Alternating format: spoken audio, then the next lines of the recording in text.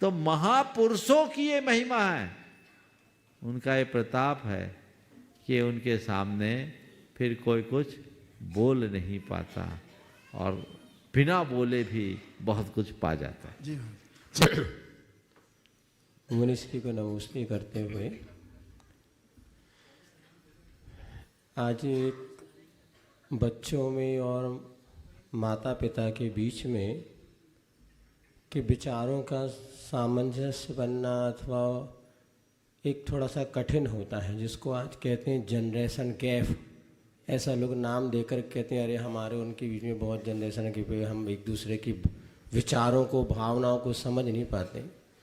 किंतु आज जो आचार्य पदारोहण दिवस हमने मनाया, इधर हम देखते हैं आचार्य गुरुवर जहाँ पे 20-22 साल की युवावस्था थी और इधर ज्ञान सागर महाराज जी जो कि 75 से लगभग 80 के बीच की उम्र के 82 साल की उम्र के थी। तो इन दोनों में गुरु और शिष्य के बीच ऐसा सामंजस्य और ऐसा क्या समर्पण रहा कि 82 साल की उम्र में भी विद्याधर जी और विद्यासागर जैसे महान बन गए और उनके विचारों में सामंजस्य कैसे बैठ गया। क्या ये जनरल गैप की आज जो जनरेशन गैप की जो बात करते हैं, क्या इसका ये विरोध करने वाली घटना नहीं है? कृपया समझाकर उपकृत करें। देखिए, बहुत अच्छा सवाल महाराज जी ने आज उपस्थित किया और बड़ा गंभीर और चिंतनीय। आज हर बात में जनरेशन गैप कहा जाता है, लेकिन ज्ञान सागर जी महाराज और आचार्य महाराज के बीच में तो बिल्कुल दादा और पोते बराबर अंतर था। 82 साल के ज्ञान सागर जी महाराज और 22 साल के विद्याधर बिल्कुल पोते के बराबर हों, तो ये तो अंतर है। पर मैं समझता हूँ ये गैप तभी तक होता है जब संवाद कम होता है। अगर संवाद बना रहे तो उम्र का कोई अंतर नहीं। गैप को मिटाने के लिए पहला काम संवाद, दूसरी बात समझ। ज्ञान सागर जी महाराज के अंदर समझ थी। आचार्य महाराज तो बिल्कुल अनगढ़ थे, उनको कुछ पता नहीं। लेकिन आचार्य महाराज के मुख से मैंने सुना कि ज्ञान सागर जी महाराज जब पढ़ाते थे तो बच्चे बन जाते थे। बच्चे को पढ़ाने में बच्चे जैसा बन जाना, तो ये समझ एक बहुत बड़ा कारण होते। 2 पीढ़ियाँ हो या 4 पीढ़ियाँ, अगर आपस में समझ हो तो किसी भी प्रकार की कटुता नहीं आ सकती, सामंजस्य अपने आप बन जाता है। तो हमें समझना चाहिए व्यक्ति की क्षमता, उसकी प्रतिभा, उसकी अभिरुचि, इसको भी समझना चाहिए और सामने वाले के अनुभव को भी समझना चाहिए। तीसरी बात है श्रद्धा। अगर आपस में समझ है तो ठीक है ही, अगर हमारे अंदर बड़ों के प्रति श्रद्धा हो तो कभी गैप नहीं मिट सकता। वो गैप तो अपने आप आगे बढ़ता है और हमारे जीवन का पथ प्रशस्त करता है। तो श्रद्धा आचार्य महाराज के हृदय में थी, समर्पण था, और जहाँ श्रद्धा और समर्पण हो वहाँ तो काम ही खत्म। माँ बाप के प्रति लोगों का एक अलग दृष्टिकोण होता है।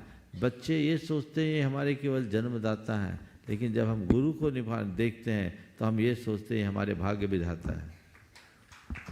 जन्मदाता और भाग्य विधाता के प्रति अलग अलग रुचि अंतर होता है। माता पिता के प्रति लगाव और जुड़ाव होता है, श्रद्धा और समर्पण का भाव नहीं होता। गुरु के प्रति श्रद्धा और समर्पण का भाव होता है। जहाँ श्रद्धा हो, समर्पण का भाव हो, वहाँ किसी प्रकार का गैप नहीं रह पाता। तो वो हमें विकसित करने की ज़रूरत है। तो हमारे लिए चाहिए कि हम एक दूसरे के प्रति समझ को विकसित रखें, संवाद को बनाए रखें, श्रद्धा के भाव को जोड़ के रखें और एक दूसरे के समर्पण को ध्यान में रखें। तो ये गैप नहीं होता। आचार्य महाराज की बात जाने दीजिए, ज्ञान सागर जी और आचार्य महाराज के बीच तो जनरेशन गैप था।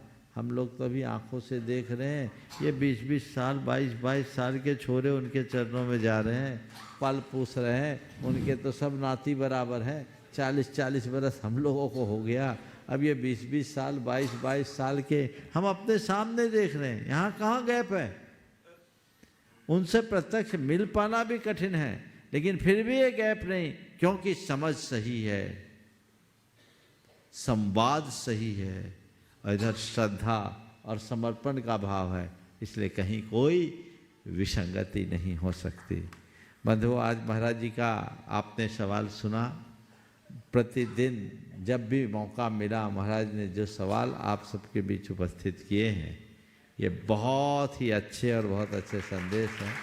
पर आज थोड़ा सा ऐसा लग रहा है कि कल से ये मौका नहीं मिलेगा, क्योंकि गुरुदेव के आदेशानुसार तीनों महाराज को, महाराज जी शीतल सागर जी, रेलक जी को यहाँ से कल प्रस्थान करना है। लेकिन महाराज कहीं रहे, आप सबका भाव ऐसे ही जुड़ा रहे, ये भाव लगा के रखना चाहिए। चलिए।